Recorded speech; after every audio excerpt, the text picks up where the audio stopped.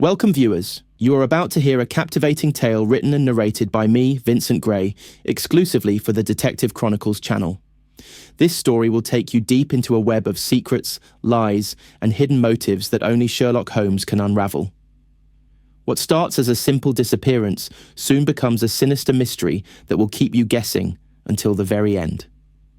Don't forget to subscribe. Vincent Gray, Sherlock Holmes, the man who never was. The fog had settled in London as Sherlock Holmes stepped out of the carriage, his keen eyes observing the mist that wrapped itself around the cobbled streets like a blanket. The gas lamps, their light barely piercing the thick air, cast long, ghostly shadows that seemed to shift with every movement. Holmes took a moment to appreciate the quiet, a silence that was broken only by the distant sounds of horses' hooves and the occasional murmur of a passing pedestrian. "Sherlock, it's remarkable, isn't it?" Dr. Watson's voice broke through the stillness, his breath visible in the air. "The city has a certain stillness about it tonight." Holmes glanced over at his companion, the familiar face of Dr. John Watson, who was less enthralled by the evening's atmosphere than he had been upon first arriving.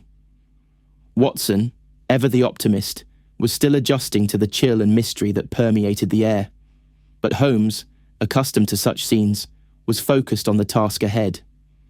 "It's the quiet before the storm," Holmes muttered, his voice smooth but tinged with the certainty he had come to expect from himself. He adjusted his coat and looked toward the imposing mansion before them. The Waverly estate, a grand but sombre building, stood shrouded in shadow. Even from here, Holmes could feel the weight of its history pressing against him.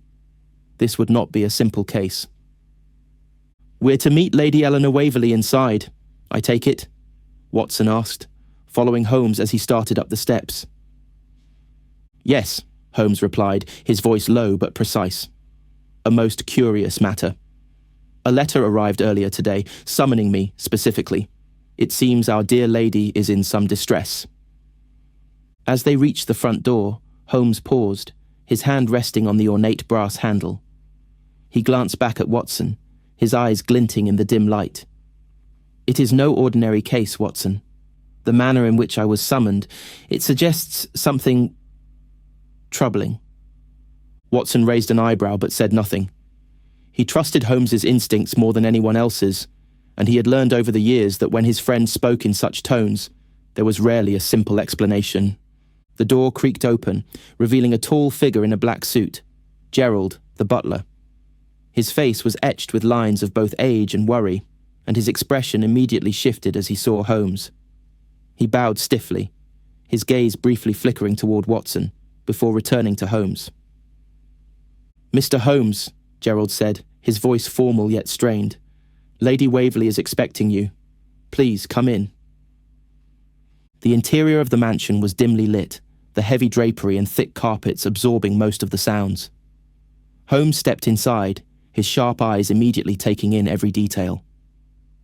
The grand hall was lined with portraits of long-dead ancestors, their painted eyes seeming to follow him as he moved deeper into the house.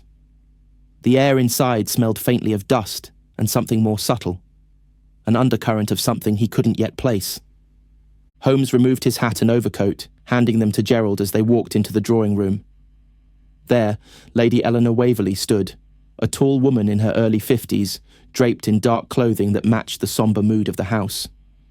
Her face was pale, her eyes heavy with the sort of fatigue that suggested sleepless nights rather than any form of rest. "Mr. Holmes," Lady Eleanor greeted, her voice soft but carrying an air of restraint. "Thank you for coming so promptly. I trust you'll be able to make sense of what's happened here." Holmes nodded, taking a step forward as he appraised her quietly. "I shall do my best, Lady Waverly. I understand you are in need of assistance.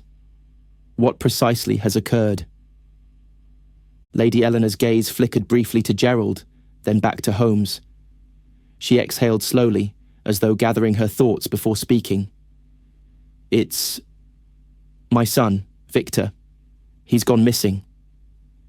The words hung in the air, heavier than the fog outside. Holmes felt a shift in the room, an undercurrent of something more sinister than a mere disappearance. Lady Eleanor's tone was controlled, but there was something about her posture, the way she avoided making direct eye contact, that sent a silent alarm to Holmes. "I see," Holmes said softly, his voice calm but his mind already racing. "And when did you last see him?" "Late last night," she replied, her fingers twisting together in her lap. "He was in his study. I heard him moving about until well past midnight. But this morning, the room was empty, and there was no sign of him." "Has anyone searched the grounds?" Holmes asked. "Yes, of course," she answered quickly, her voice tight. "But there is no trace of him. He has vanished." Holmes nodded, absorbing the details. "And is there any reason, Lady Waverly, why you believe your son's disappearance might be connected to something more troubling?" Her eyes darkened, and for the first time she looked directly at him. "Because of the man who came to our door." Holmes's attention sharpened. "A man? Who was he?" Lady Eleanor hesitated, and for a brief moment Holmes wondered if she would tell him the whole truth. "He claimed to be a lawyer. I do not know for certain, but he had an air of danger about him. He was insistent. He spoke of matters that were not for Victor to know. And when I asked him to leave, he did. But now, with Victor gone..." Holmes's gaze narrowed, his mind already working through the implications. A lawyer who had arrived the night before. A conversation that might have pushed Victor to leave or hide. There was something deliberate in her words, a carefully constructed narrative that hinted at deeper layers, but Holmes knew better than to take anything at face value. "I would like to see your son's study," Holmes said, his voice cutting through the tension. "Perhaps I can find something that might explain the situation further." Lady Eleanor nodded, standing and gesturing toward the hallway. "Of course, Mr. Holmes. This way, please." Holmes turned to Watson, who had been silent until now, his gaze travelling over the room, absorbing every detail. Holmes could see his companion's thoughts forming, questions he was eager to ask. But there would be time for that later. For now, they would follow Lady Eleanor's lead. As Holmes stepped into the hallway, he glanced over his shoulder once more at the portraits lining the walls, their silent, watchful faces now feeling oddly like warnings. The air inside the mansion felt thick, oppressive even, as if it had been holding its breath for years. The study was situated at the far end of the mansion, a large, dimly lit room with dark mahogany bookshelves that stretched from floor to ceiling. The scent of aged paper and polished wood lingered in the air, mingling with a subtle undercurrent of stale smoke, as though the room had once been used for long hours of contemplation, but now was rarely entered. Holmes stepped into the room, his boots making a soft click against the marble floor. Watson followed, his presence adding a more reassuring, grounded note to the otherwise tense atmosphere. Lady Eleanor, who had been leading the way, paused just inside the doorway and gestured to a large desk at the far side of the room. "Here," she said, her voice slightly trembling. "This is where Victor would have been. It's where he spends most of his time, writing, reading, organising his thoughts." Holmes nodded, his gaze already sweeping across the room. His eyes lingered on the desk, noting the cluttered papers strewn across it, the half-open drawer with various pieces of stationery, and the chair that appeared to have been hastily pushed back, as though its occupant had risen in a hurry. No sign of struggle, yet. "May I ask," Holmes began, his voice polite but firm, "when was the last time you saw your son in here?" Lady Eleanor hesitated, her fingers twitching at her sides, a nervous tic she hadn't shown before. "It was late last night. He was deep in thought. I asked him to join me for dinner, but he refused. He's been rather distant lately." Holmes's sharp eyes caught the subtle shift in her demeanour, the fleeting sadness that crossed her face. "Distant? Has something changed in his behaviour recently?" He pressed, his tone gentle but insistent. Lady Eleanor's face tightened, and for a brief moment she seemed to debate how much to reveal. Finally, she let out a soft sigh, her shoulders slumping. "Victor's been preoccupied. and I fear that he has become involved in something that I cannot fully understand. Something dangerous, perhaps. Before Holmes could inquire further, Watson, ever the companion, spoke up. What do you mean by dangerous, Lady Waverly? Has he been receiving threats? Or perhaps... Not threats, she interrupted quickly, her voice now tinged with something darker. But there have been strange occurrences. Letters that he's been receiving. Letters I've never seen before. He's been secretive about them, and I don't know who he's been speaking to. He won't tell me. Holmes stepped closer to the desk, leaning down to examine the papers with a focused intensity. His fingers grazed the edge of a few scattered documents, moving them aside as he scanned the contents. Are these the letters you mentioned, Lady Waverly? She nodded, her gaze following his every movement. Yes, those are some of them. I believe they may have something to do with his disappearance. Holmes picked up a piece of paper from the pile, his eyes scanning the neat, precise handwriting. The words were brief, cryptic even. Meet me in the study at midnight. You must know the truth before it's too late. He set the letter down, turning his attention to Lady Eleanor. Has your son mentioned anyone by name who might be involved in this matter? Any associates? Lady Eleanor's eyes flickered with unease, and she glanced away, staring out of the window, as if searching for something in the distant mist. There was one man, she began, her voice barely above a whisper. A man who came to the house not long ago. He claimed to be a lawyer, but there was something unsettling about him. Holmes raised an eyebrow, his interest piqued. Unsettling how? Lady Eleanor seemed to stiffen, as if recalling something deeply troubling. His presence was intimidating. He spoke with such authority, but there was a coldness to him. Victor seemed drawn to him, and I fear that his influence may have led my son down a path that he would otherwise never have chosen. Watson exchanged a glance with Holmes, the weight of the situation settling over him. Do you have a name for this man? Lady Eleanor hesitated before nodding. His name is Simon Blackwood. Holmes's eyes narrowed as he processed the name. And when exactly did Mr. Blackwood visit? 3 days ago, she replied, her voice almost trembling. He was here for only a short time, but when he left, I could sense a change in Victor, a shift in his mood. He became more restless. Holmes's gaze flickered to Watson, then back to the papers on the desk. Did your son ever mention what they spoke about? Lady Eleanor shook her head slowly. No, he was closed off after that. He locked himself in his room. And now he's gone. Holmes stood silent for a moment, his fingers idly tapping on the edge of the desk, as if considering the weight of her words. Tell me, Lady Waverly, does anyone else in the household have any knowledge of this man, Blackwood? She looked uncertain. Not that I know of. But there are staff who've been with us for many years. Gerald, the butler, for one. And Margaret, the maid. I'm sure they would know if anything else had occurred. Holmes's sharp gaze shifted to the door, where Gerald stood, watching them quietly from the threshold. The butler's presence seemed almost deliberate, as though he had been waiting for this moment. Holmes turned to him. Gerald, you've heard all that has been said here, Holmes remarked, his tone calculating. Tell me, do you know of this Simon Blackwood? The butler stiffened, his posture slightly rigid as he stepped into the room. He cast a brief glance at Lady Eleanor, who nodded in his direction. Gerald's eyes briefly flickered to the papers on the desk before he spoke. I do not recall the name, sir, he said, his voice controlled but carrying a note of discomfort. But I have been in service to the Waverly family for many years. If Mr. Blackwood has been here, I was unaware of it. Holmes studied him closely, noting the way Gerald avoided meeting his gaze.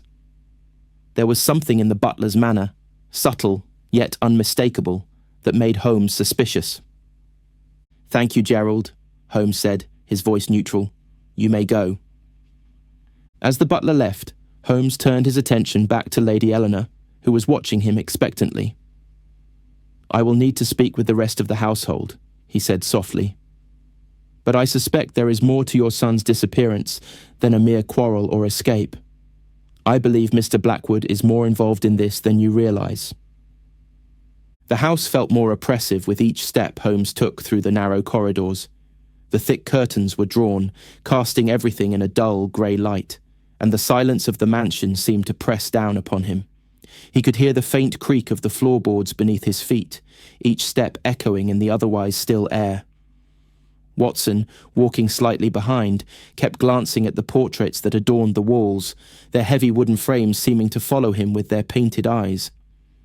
Holmes led the way, his mind already turning over the details they had gathered. The mention of Simon Blackwood had unsettled him, and the cryptic letters were only a small part of what he believed might be a much larger, more complicated puzzle. He needed more, and he was determined to find it, here, in this room, where Lady Eleanor's son had disappeared. As they reached the back of the house, Holmes's keen senses picked up a faint smell in the air, stale, musty, and something else, something metallic. Blood. He glanced at Watson, who had stopped momentarily, as if feeling the same unease. Holmes's gaze hardened as they approached the door at the end of the hallway. "This is it," Lady Eleanor whispered from behind them. She had followed them quietly, her presence barely audible, but there was no mistaking the trepidation in her voice now. "Victor's room." Holmes nodded without speaking, and as they reached the door, he turned the handle and stepped inside. The room was dimly lit by a single lamp, its glow flickering against the darkness that seemed to cling to the corners. The bed was dishevelled, its sheets half tangled, but it was the floor that caught Holmes's immediate attention. There, in the centre of the room, was a large pool of dark liquid. It had spilled from beneath a small writing desk where a chair had been pushed back violently. Papers lay scattered about, and the sharp smell of iron grew stronger as Holmes took a step closer. Watson moved to the desk, carefully skirting the blood, his face paling as he took in the scene. "Good God," he murmured. "Is that—" Holmes bent down, his expression unreadable as he examined the bloodstains. The pool was large, but there were no signs of a struggle, no marks on the walls, no overturned furniture. It was as though the blood had simply appeared. The room had the stillness of death, but it was eerily calm. "I believe it is," Holmes said quietly, his voice betraying none of his inner thoughts. "The blood appears fresh, but there are no signs of a wound, no trace of a body." Lady Eleanor gasped from behind them. "What do you mean? Is my son—" Holmes rose and turned to her, his face grim but composed. "I can't say for certain yet, Lady Waverly, but I suspect we've discovered something far more serious than a mere disappearance." He turned his attention back to the bloodstains, his mind already calculating. There was a faint, subtle trail leading from the centre of the room to the door, an irregular pattern that suggested something, or someone, had been dragged. The stain was still damp in places, which meant it had occurred very recently. "What's more concerning," Holmes continued, his voice steady, "is that the trail doesn't lead outside this room. Whoever or whatever this blood belongs to was likely moved from this spot, or perhaps collapsed here." Watson frowned, his eyes moving over the room again. "But why leave the blood? Why not remove it? Why let us find it so easily?" Holmes did not immediately respond. Instead, he crouched down beside the trail, his fingers brushing the damp carpet as he traced the path with a practiced eye. There, on the edge of the rug, was something small and hard, almost imperceptible. Holmes's fingers closed around it, pulling out a small object from beneath the fabric. It was a brass button, a single button that had been torn from a coat or jacket. His gaze flickered to the bloodstains again. "Fascinating," Holmes murmured. "A button, clearly torn in haste." "Who does it belong to?" Watson asked, his voice taut with the beginnings of panic. "I do not know yet," Holmes replied, standing and turning toward Lady Eleanor. "But this is a crucial piece of the puzzle. I need to speak with the rest of the household immediately, particularly Gerald and Margaret." Watson looked confused. "But surely the authorities should be called in. The police." "We can't afford to waste time, Watson," Holmes interrupted, his voice sharp. "The police may have their own methods, but we cannot rely on them to handle matters of discretion. We must solve this ourselves, before anyone else has a chance to intervene." Lady Eleanor, who had been standing rigidly by the door, stepped forward, her eyes wide with concern. "What will happen now, Mr. Holmes? Will you find him? Will you find Victor?" Holmes did not immediately answer. His mind was racing, piecing together the fragments of evidence that lay scattered before him. The blood, the button, the subtle signs of a struggle, all of it pointed to something far darker than a simple family quarrel. And the mention of Simon Blackwood still lingered in his thoughts like an unanswered question. "I will find the answers, Lady Waverly," he said, his tone softening just slightly as he faced her. "But I cannot promise that they will be the answers you wish to hear." Watson, his brow furrowed in thought, looked down at the bloodstains once more. Do you think Victor's disappearance is connected to this? That this could be the result of foul play?" Holmes nodded, but his expression was unreadable. "I believe that Victor Waverly is more involved in this than we know, but there is something else at work here, a deeper, more insidious game that has yet to be fully revealed." The room, though eerily quiet, seemed to grow heavier with each passing moment. Holmes moved with the precision of a watchmaker, his every step calculated as he walked around the perimeter of Victor's study. Watson, still standing near the desk, glanced over his shoulder uneasily, the stillness of the room pressing in on him. The bloodstains had been marked with chalk, and Holmes had already given strict instructions to the servants to remain out of the room until they had further examined everything. Lady Eleanor, who had been standing just inside the door, still appeared shaken, her face pale as she clutched the edge of the doorframe. "Do you think he's still alive?" Her voice trembled with a mix of hope and fear. Holmes did not answer immediately. He was too focused on the task at hand. His gaze moved methodically over the scene, cataloguing every detail with the practiced eye of a seasoned detective. There was no sign of forced entry into the room, no open window, no sign that anyone had been struggling in the vicinity. It was as though the blood had appeared out of nowhere, staining the floor, pooling with a calmness that did not fit with its violent nature. "I cannot say for certain, Lady Waverly," Holmes replied, his voice cool and measured, though his mind was already working rapidly. "But the absence of a body is telling. Whoever, or whatever, this blood belongs to, they were likely taken elsewhere." He paused to examine the area surrounding the bloodstains, kneeling by the edge of the rug and carefully pressing his fingers into the carpet. His eyes narrowed as he moved his hands along the fibres, looking for any subtle marks or impressions left behind. Beneath the blood, he found what he had hoped to discover, a faint imprint, almost imperceptible, as if something or someone heavy had been dragged across the floor, leaving only the smallest of marks behind. "This," Holmes murmured, more to himself than anyone else. "This was no accident." Watson approached, his steps quiet as he leaned over Holmes's shoulder to get a better view of the subtle trace. "A drag mark," Watson noted, his voice low. "It must have been someone heavy, Victor, or someone else." Holmes did not answer immediately. His mind was still focused on the path, the way the faint impression led toward the far wall. He stood, scanning the room once again, and his eyes landed on something he had missed earlier, a door, barely noticeable, tucked behind a large bookcase. The door appeared old, its wood scratched and worn. "Watson," Holmes said, his tone changing, a note of quiet determination settling in. "There's something here. Come, help me with this."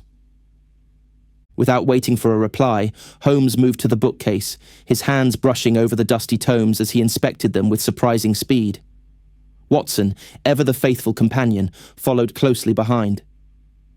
They worked in unison, Holmes sliding a thick volume from one of the shelves, revealing a hidden lever beneath it. Holmes's fingers pressed against the lever with a soft click, and the bookcase swung open silently, revealing a small, dimly lit passage. Holmes stepped back, his eyes flicking toward Watson. "A hidden door," he said softly.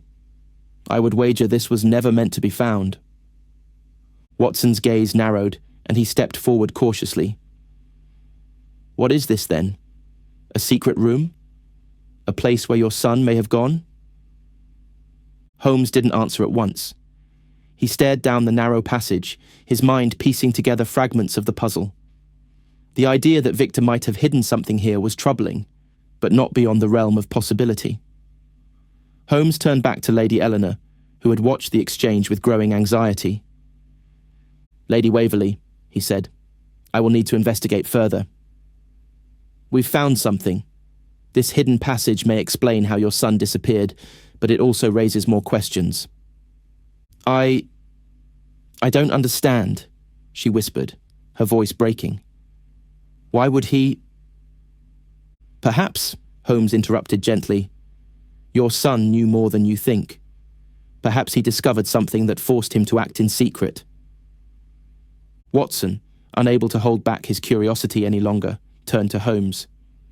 "Should we go in? Is it safe?" Holmes gave a slight nod, his expression thoughtful. "I have no doubt it's safe, Watson. The question is whether we are prepared to face what might lie at the end of this passage." With no further words exchanged, Holmes stepped into the narrow corridor, his footsteps muffled on the stone floor. Watson followed, and Lady Eleanor, though hesitant, stepped in behind them, the cold air of the passage brushing past her as they ventured deeper into the unknown. The passageway twisted slightly, its walls narrow and dark. The faint smell of mildew hung in the air. But there was something more unsettling, a feeling of long abandonment, as though this passage had not seen the light of day in years. Holmes's eyes were fixed ahead, his sharp senses honed in on every small detail, listening for sounds, checking for signs of movement or activity. The only sounds were the quiet shuffle of their footsteps and the occasional creak of the house settling. At the end of the passage, the stone gave way to an old wooden door. Holmes approached it cautiously, his fingers brushing the doorknob. The door was locked, but Holmes had already anticipated this. He withdrew a small set of tools from his coat pocket, expertly working at the lock with practiced speed. The satisfying click of the lock disengaging echoed in the silence, and Holmes pushed the door open, revealing the space beyond. What lay beyond the door sent a shiver down Watson's spine, a room that looked like it hadn't been disturbed in years, a stark contrast to the chaos of the study. But as Holmes stepped further in, his eyes scanning the room methodically, it became clear that there was something hidden here, a secret that Victor had kept well guarded. The room they had uncovered was stark in its simplicity, a small, almost claustrophobic space with stone walls that had begun to wear with age. Dust clung to every surface, and the air was stale, carrying the faint smell of long-neglected belongings. It was a far cry from the opulence of the rest of the mansion, a hidden room filled with forgotten things. As Holmes stepped deeper into the space, his eyes scanned the walls, the shelves lined with old books, and the small wooden desk that stood against one wall. There was a faint scent of incense lingering in the air, the kind that might be used to mask something else, something more troubling. Watson followed, his boots scraping softly against the floor as he looked around uneasily. "What is this place?" he muttered under his breath. Holmes didn't immediately answer. His gaze was drawn to a thick ledger resting on the desk, its pages yellowed with age but still legible. He approached it cautiously, running his fingers over the cover before opening it with a quiet rustle. The pages revealed rows of names, dates, and amounts, records of transactions, all written in a precise hand. The numbers were nothing unusual at first glance, but the more Holmes scanned, the more the patterns began to form. These were not just ordinary financial records. This was something deeper, a network of exchanges that pointed to something illicit. "Holmes?" Watson's voice broke through his concentration. Holmes glanced up, noting the unease that coloured his companion's features. "Yes, Watson?" You said earlier that this was no ordinary disappearance, Watson said, his voice tight. But this, what exactly are we dealing with? Holmes looked back at the ledger, his mind turning the pieces of the puzzle over like a chessboard. I believe this room, and these records, may be linked to something far larger than Victor's disappearance. It seems he may have gotten involved in matters far beyond his understanding, perhaps even into something criminal. Watson frowned, stepping closer. Criminal?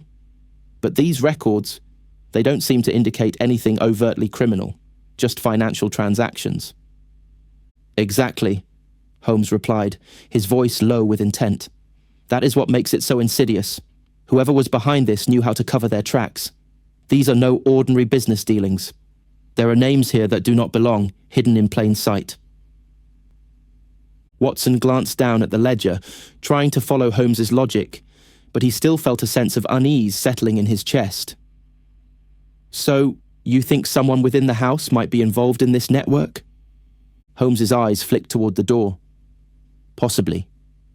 The key now is to understand how Victor fit into this, how he became involved with this network.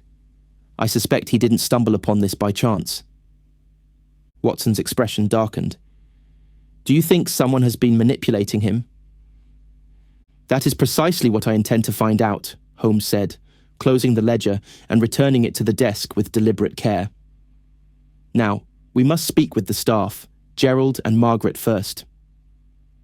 The passage back into the main part of the mansion felt colder somehow, the walls seeming to press in as they ascended back into the grand hallway. Holmes's thoughts were consumed with the implications of what he had found.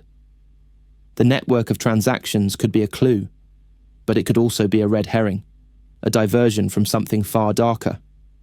Either way, it wasn't enough yet. He needed more. As they stepped into the drawing room, Lady Eleanor was waiting, her hands clasped in front of her, her posture straight, despite the evident worry etched on her face. She had been waiting for an update, and her eyes sought out Holmes, desperate for answers. Well, she asked, her voice tight, strained. What have you found? Have you discovered anything? Holmes took a moment, his gaze sweeping across the room before he spoke. There is much to uncover, Lady Waverly. But I believe we are getting closer. For now, I must speak with your staff. I must ask them a few questions.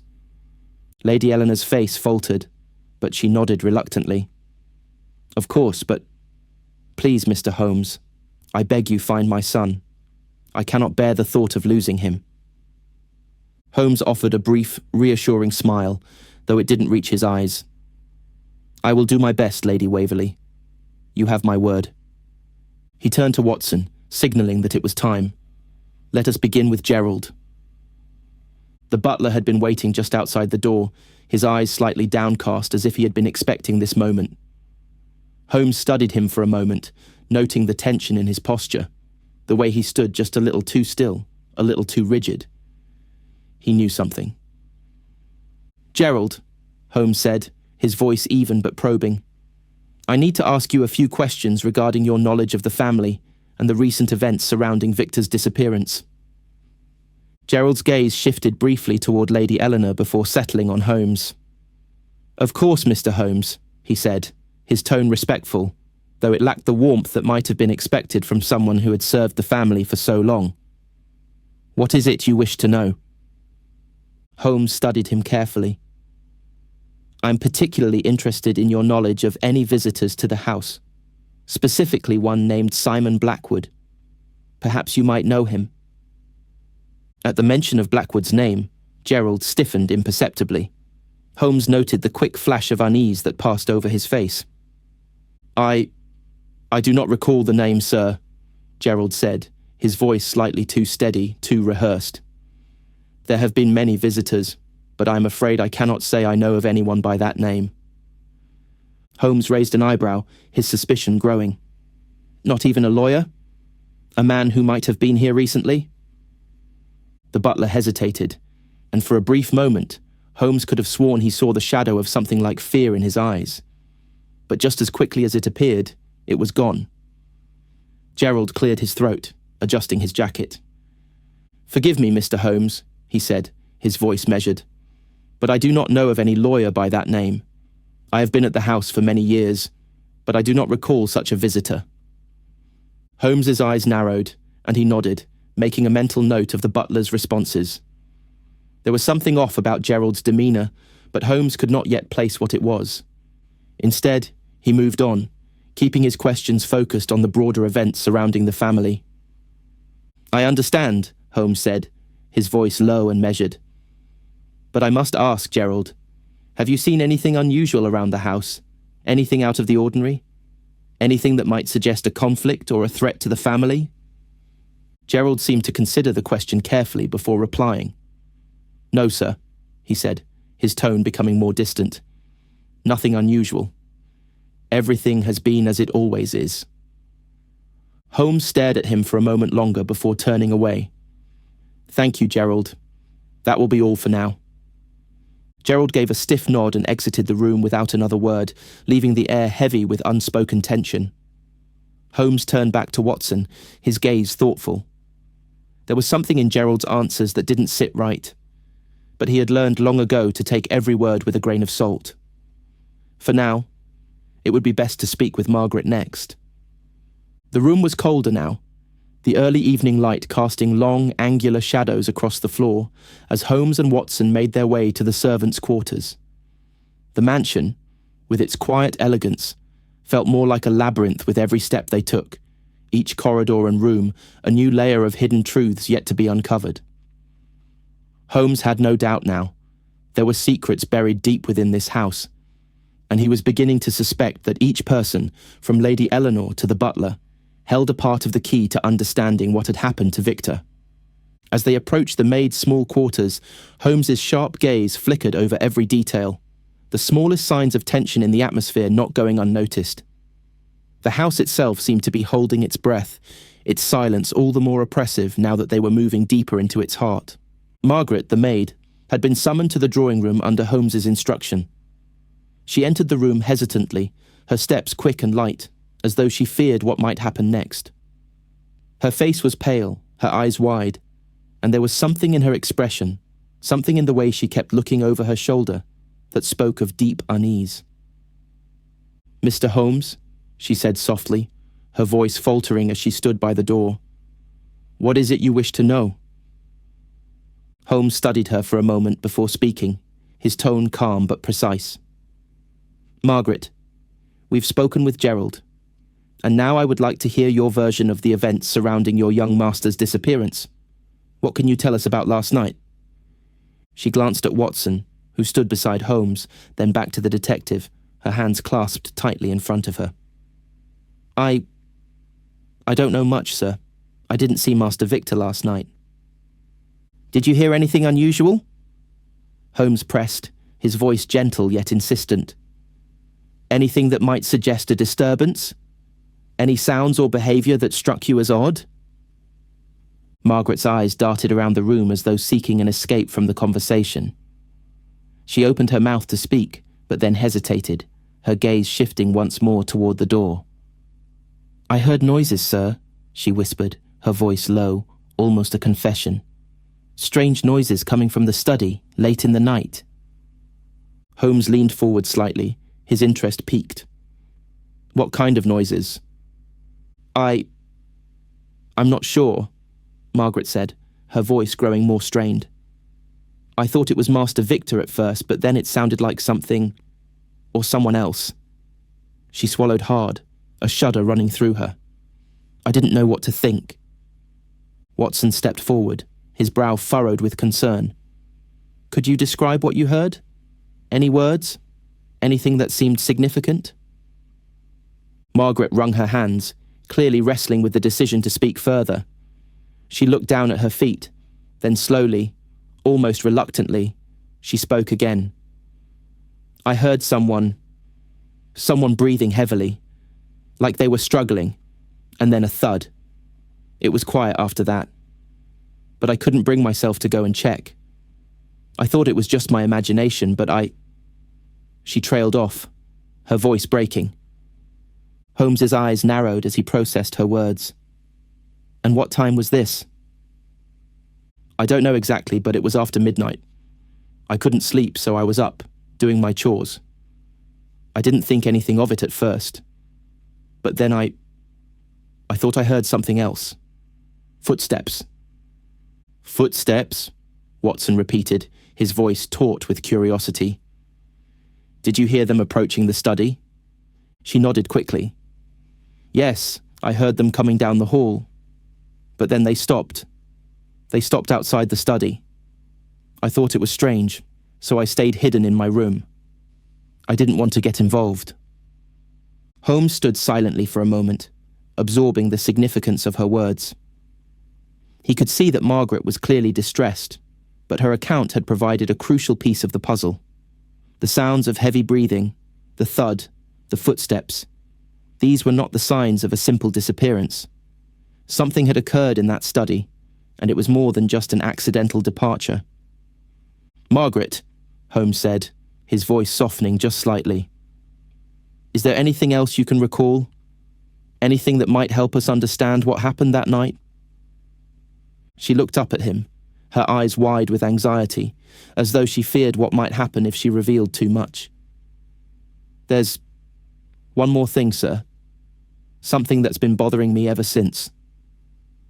She hesitated again, her lips trembling. Holmes gestured for her to continue. What is it? Margaret looked down, her face flushed with shame. I saw something strange in the study before Master Victor went missing. I didn't say anything at the time, but now I wish I had. It was a letter that Master Victor had been reading. It wasn't from anyone I recognized. It wasn't one of the usual letters that came for him. Holmes's gaze sharpened. Do you still have the letter? Margaret shook her head, her expression turning anxious. No, sir. I didn't touch it. I'm not sure where it is now, but it was different. The handwriting, the seal, it was something unfamiliar. Holmes's mind raced as he processed the new information. A mysterious letter, one that didn't belong to the usual correspondences. The possibility that Victor had been receiving messages from someone other than his family or trusted acquaintances made the situation even murkier. That letter, Holmes murmured, may be the key to understanding all of this. Margaret looked up at him, her expression both fearful and hopeful. Do you think it will help? Will you be able to find him? Holmes's eyes softened, though his expression remained grave. I will do everything in my power to find him, Margaret.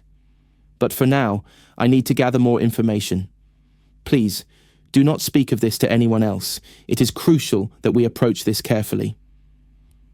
Margaret nodded, her relief palpable, but there was still an undercurrent of fear in her eyes.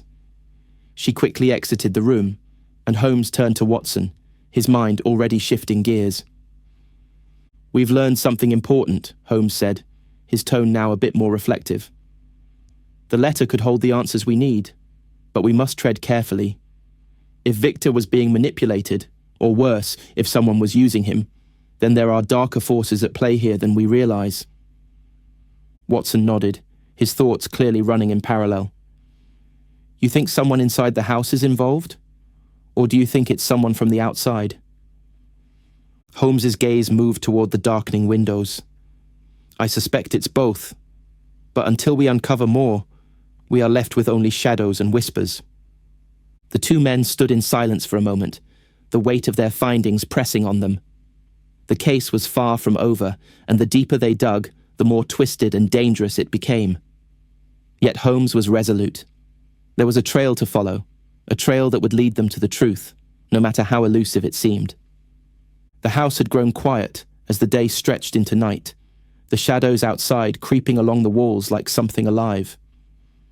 Holmes, standing by the fireplace in the drawing room, stared into the flickering flames, his mind unraveling the tangled web of facts and suspicions.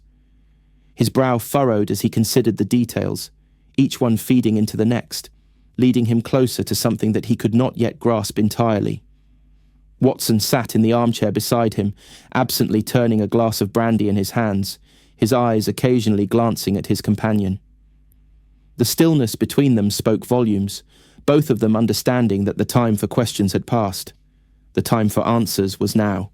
Holmes turned his gaze to Watson, his voice low but intense. "You've been silent for quite some time, my friend. You're not one for brooding. Yet I can see the questions forming in your mind." Watson set his glass down, the sound sharp in the otherwise quiet room. "I've been thinking," he said, his voice careful. "We've gathered quite a bit, but something doesn't add up. We know that Victor's disappearance is linked to a larger mystery, but the question remains, why? Why would he go to such lengths to hide his actions, and what does Simon Blackwood have to do with all of this?" Holmes's gaze flickered to the fire once more. The crackling of the logs filled the silence, but it was nothing compared to the quiet in Holmes's mind, where the pieces of the puzzle clicked into place, slowly but surely. "Blackwood," Holmes said, the name tasting strange on his tongue. "There is something about him, Watson. Something that doesn't sit right. The secrecy, the suddenness of his arrival, it all points to one thing. Blackwood is the key to this entire mystery." Watson's brow furrowed. "But how? We've spoken to the staff. They know little, if anything, about him. And Lady Eleanor, she doesn't seem to know either." Holmes took a long breath, his eyes never leaving the flames as he spoke, the flickering light dancing in his pupils. "It's precisely because they know so little about him that makes him the center of this enigma. Blackwood is a man with influence, a man who operates in the shadows. His visit was no coincidence. It was a calculated move." A pause hung in the air before Watson spoke again, his voice tinged with uncertainty. "But why involve Victor? Why go through all this trouble? What does he stand to gain?" Holmes's expression shifted, the muscles of his jaw tightening as his mind worked through the possibilities. The firelight reflected in his eyes, but it wasn't warmth that they carried. It was the cold light of deduction, as if he had already reached the conclusion and was only waiting for the right moment to reveal it. "Victor," Holmes murmured, "was not an innocent bystander. No, Watson. He was being used." Watson's eyes widened, his surprise evident. "Used? By Blackwood? But why? What did Victor have that Blackwood wanted?" Holmes stood up abruptly, his movement sharp, as though a sudden realization had struck him.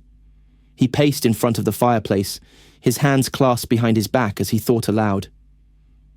"Victor was being groomed," Holmes said, his voice now growing more intense, his words like a series of carefully placed steps leading to a profound discovery. Blackwood was manipulating him, influencing him from the shadows. The letters, the strange behavior, the secrecy, all of it points to a carefully orchestrated plan. Blackwood needed Victor to carry out something for him, something that required both a certain level of naivety and the capacity for secrecy. Holmes stopped pacing, turning sharply to face Watson, his eyes now alight with understanding. Victor must have uncovered something he wasn't meant to find. Perhaps a hidden truth about his family's finances, about their dealings with Blackwood, or perhaps something even darker. Watson stood up as well, his mind racing. "You're suggesting that Victor discovered something that led to his disappearance? Something so dangerous that it caused him to go into hiding?"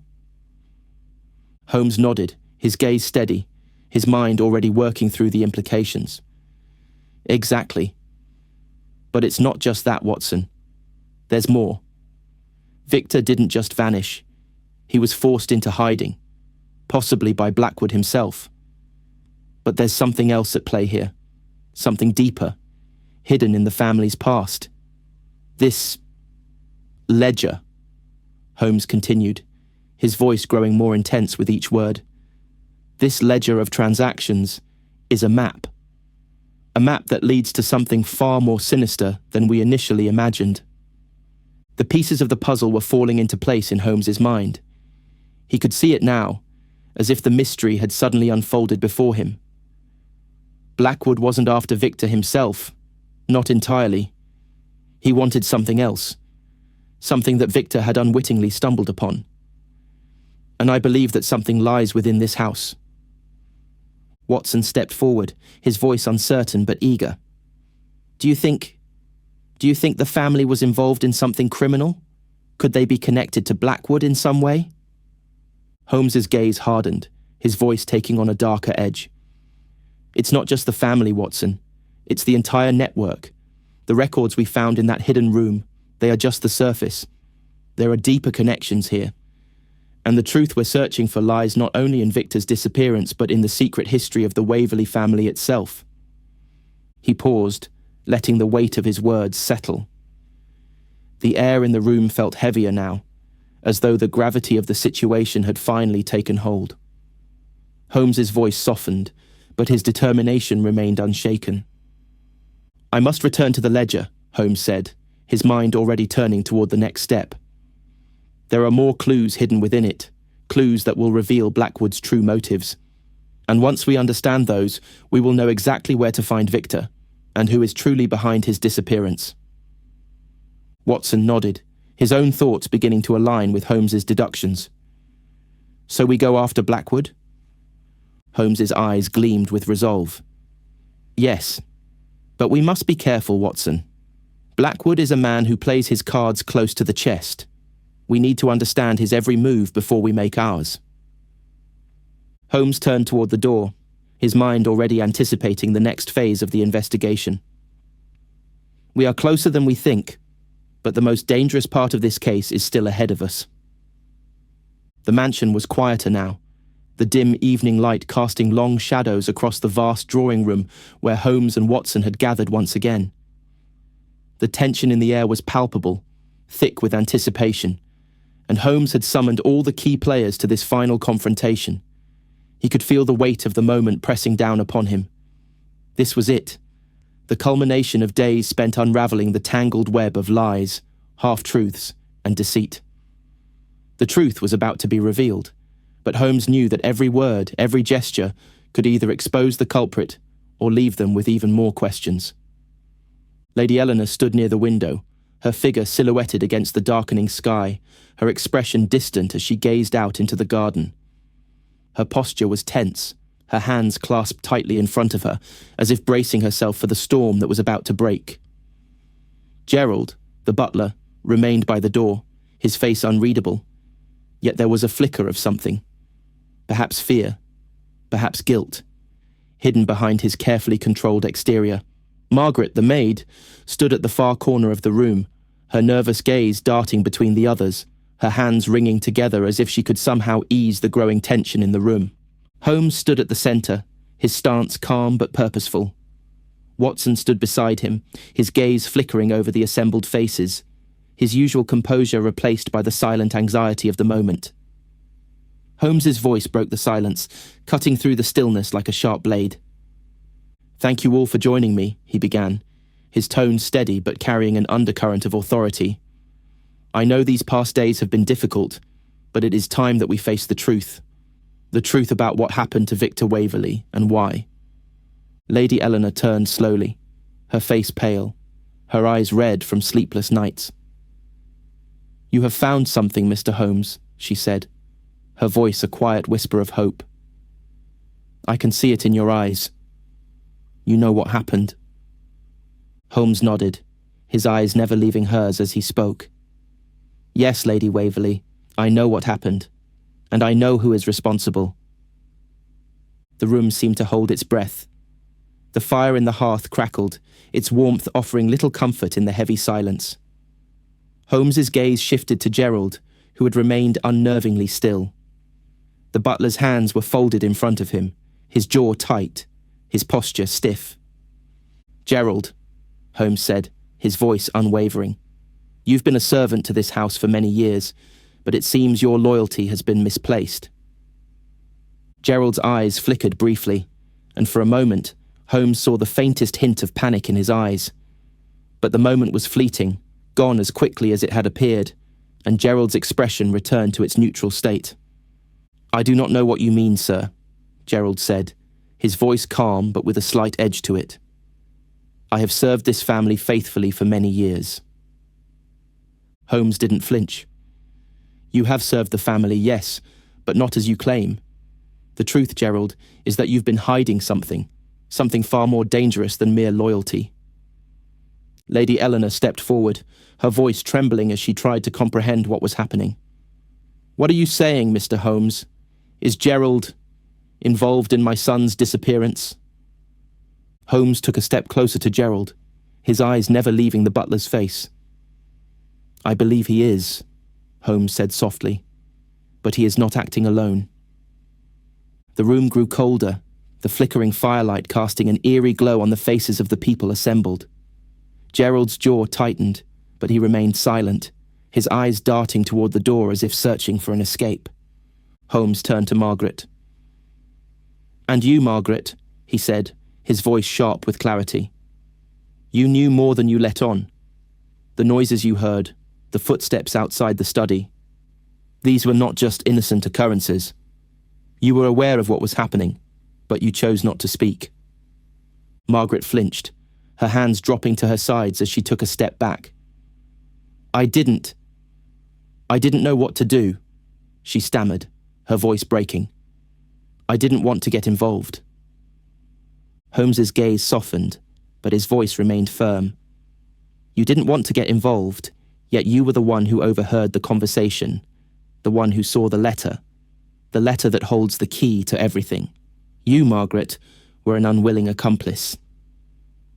Margaret's eyes welled with tears, and she lowered her head. I didn't know what it meant.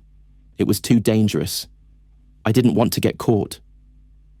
Holmes exhaled slowly, his mind piecing together the final fragments of the puzzle. "But it's too late for silence now. The truth is out. And the truth, Lady Waverly, is that your family has been entangled in something far darker than you imagined." The room was silent for a long moment, the weight of Holmes's words settling over them like a shroud. Lady Eleanor's face was pale, her eyes wide with disbelief. "What are you saying, Mr. Holmes?" she whispered. "What has my family been involved in?" Holmes turned toward the fireplace, his gaze distant for a moment as he gathered his thoughts. "Your family, Lady Waverly, has been at the heart of a financial network, a network built on secrecy, deception, and, I fear, much more. The transactions we uncovered in the hidden room were only the beginning. Victor, your son, stumbled upon the truth. He uncovered evidence of illegal activities, of dealings with Simon Blackwood that went far beyond what you were aware of." Holmes paused, his voice growing darker as he spoke. Blackwood used Victor as a pawn, pushing him into this web of lies, manipulating him into believing he was helping the family when, in reality, he was aiding something far more sinister. Lady Eleanor staggered back as if struck, her hand flying to her mouth. No, that cannot be true."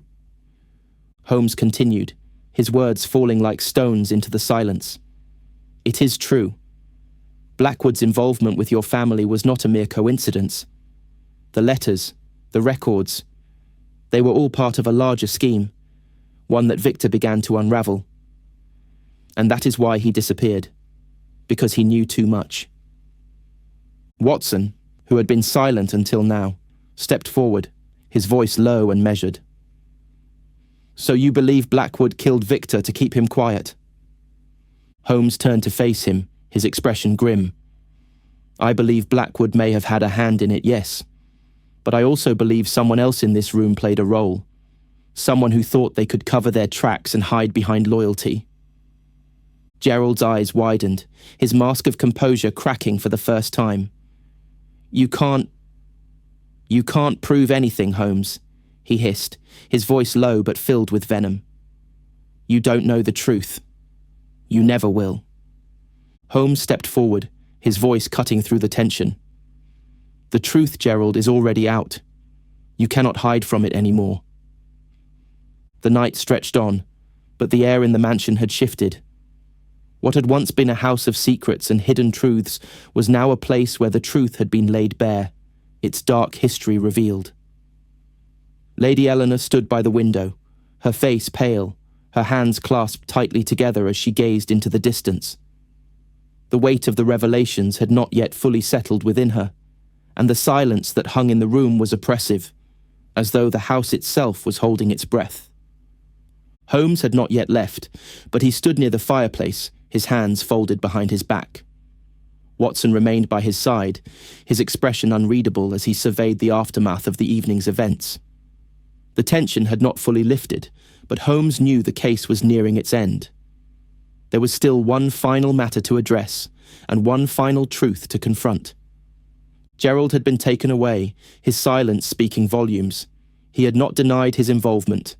Rather, he had chosen to remain silent, as if the weight of his actions had finally caught up with him. The butler had been complicit in the larger network, his loyalty twisted by greed and fear. He had aided Blackwood in keeping the Waverly family under his thumb, but now his role had been exposed. There was no escape, and no words could undo the damage. Lady Eleanor's voice broke the silence, trembling but steady as she turned from the window. "Mr. Holmes," she said softly, her gaze fixed on him. "What will happen now? What will become of us?" Holmes studied her for a long moment, his expression unreadable.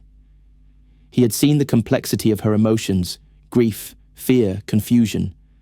But there was also a flicker of something else, something deeper. Guilt, perhaps. The knowledge that the truth she had long avoided was now her burden to bear. "The law will take its course," Holmes replied, his voice calm but firm. "Gerald will face the consequences of his actions, as will anyone else involved in this scheme. But there is a greater question that remains, Lady Waverly. What will you do now that you know the full extent of what your family has been part of?" Lady Eleanor closed her eyes for a brief moment, as though the question had struck her like a blow. I don't know, Mr. Holmes. I don't know if I can ever undo what has been done. My son, he's gone, and there's nothing I can do to bring him back." Holmes nodded, his gaze softening just slightly. He could see the pain in her eyes, the rawness of a mother who had been blindsided by the darkness lurking in her own family. But there was something else there too. A resolve, a willingness to face the truth, no matter how painful. "You are not alone in this, Lady Waverly," Holmes said, his voice quieter now, almost soothing. "Your family is fractured, yes, but you can rebuild. You must choose how to move forward. It may not be easy, but you have the power to make different choices, to bring an end to the cycle that has plagued you for so long." Lady Eleanor nodded, her face tightening with emotion. She had always been a woman of privilege, of power, but now she was faced with the consequences of the choices she had allowed her family to make. Holmes could see the weight of it, the gravity of the burden she now carried. "Thank you," she whispered, her voice barely audible. "Thank you for bringing the truth to light. I will try to make things right." Holmes gave a small nod, his attention shifting to the door as he heard the soft footfalls of Dr. Watson approaching. Watson, who had been silent through most of the conversation, now spoke with his usual calm resolve. "I'm afraid, Lady Waverly, that the truth, no matter how painful, is the only thing left to guide us forward," Watson said gently. "The past cannot be undone, but the future is still ours to shape." Lady Eleanor met his gaze, her eyes filled with a mixture of gratitude and sorrow. "I will remember that," she replied softly. "I will do my best to change things, to make things right." Holmes stepped toward the door, his mind already turning to the next phase of the case, though there was little left to uncover now. The criminal network had been exposed, and those responsible would face justice. But there were still pieces of the puzzle that lingered. Victor's fate, the full extent of Blackwood's involvement, and the larger implications of the family's dark dealings. "Holmes," Watson said, his voice steady as he moved to join him at the door. "What now? Do we continue our investigation into Blackwood?" Holmes paused, his hand on the doorknob. He glanced back at Lady Eleanor, who still stood by the window, lost in her own thoughts. "We will need to follow up with Blackwood, of course. But for now, the immediate danger has passed. The family can begin to heal. The truth has been revealed, and that is all we can do for them at this moment." As Holmes stepped out into the night, the cold air pressing against him, he could feel the weight of the case lifting, though it would never fully leave him. The satisfaction of solving the mystery was tempered by the knowledge that the damage had already been done, that the lives of those involved would never be the same. But as he walked through the mist-covered streets of London, the city alive with its endless hum, Holmes felt a sense of quiet resolution. The truth, though often painful, was the only path forward. And for now, that was enough.